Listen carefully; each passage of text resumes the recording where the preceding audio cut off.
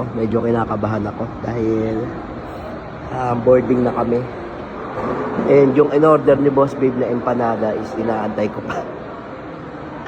Baka ma-last call pa ako. So, kalma lang. Antayin natin. Ayun o, naka-ready na ako. Ayun yung papasok dun sa boarding gate.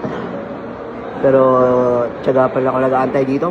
May iwan pa nga nilang aeroplano para sa empanada. Sir, mga sir, thank you po. Thank you. So guys, may iwan na tayo. Ito kasi Boss Babe na ito eh. Ano pala empanada eh. Tatali ko muna.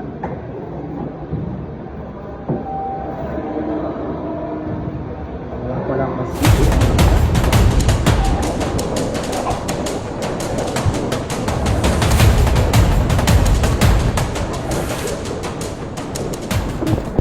Mga bossing, 1 o'clock na, kasi boarding na namin. Ako, nakapag-boarding na. Yung kapitbahay ko wala pa din kasi nag-aantay siya ng empanada. Ayun, nakapit na. Ayan, para sa empanada. Para sa empanada. Kanina ba ako boarding? Tapos siya nandyan.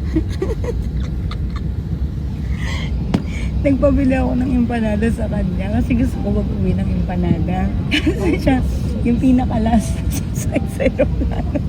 Ayun, tignan mo.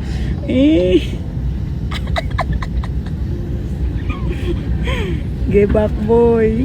Ganyan kabait yung kapitbahay ko, guys. Nagkikrave ako ng empanada. Sabi ko, gusto kong umuwi ng Bulacan na may dalang empanada. So, naghanap siya ng empanada sa harapan ng airport. So, bumili siya. And kanina pa ako nag-boarding. Kanina pa ako sumakay ng aeroplano. Siya last minute. Kaya tinapag yan.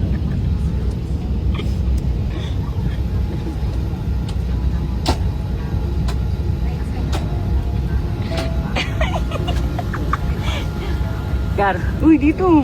Ikaw nang layo ng tingin mo eh. Nakabili ka empanada?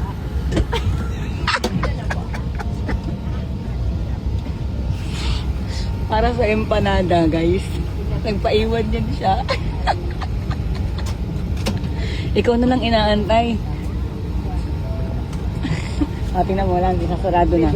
Ikaw na lang inaantay. Tagal? Gigil mo. At least pinakita mo gano'n mo kamahal. Hinga. Last call na siya, guys. Tawag mo pangalan ko ito nakakahiya.